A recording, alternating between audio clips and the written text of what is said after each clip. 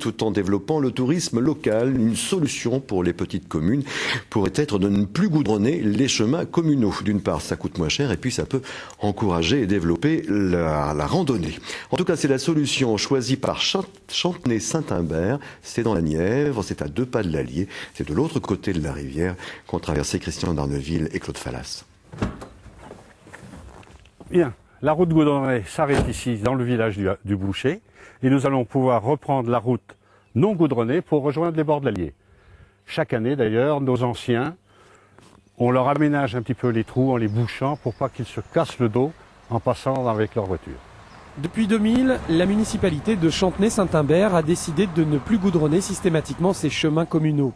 Aujourd'hui, il y en a 40 km autour du village. Des chemins carrossables, mais dédiés en priorité aux promeneurs. L'objectif est double, touristique et économique. Il y a aussi un problème de coût.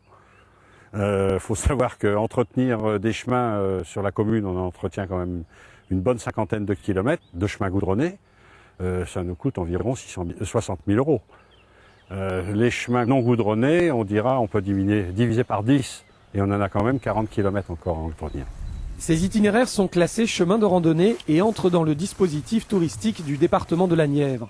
Une démarche défendue également au niveau national par plusieurs associations qui militent pour empêcher ce qu'elles appellent l'urbanisation de la nature. Le bitumage des chemins nécessite en effet d'autres opérations comme l'arrachage de haies ou le comblement de fossés.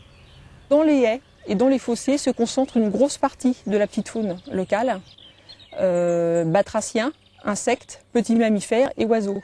Donc bitumer un chemin, ça va entraîner une série de conséquences qui vont être extrêmement néfastes pour la faune et le maintien de la biodiversité.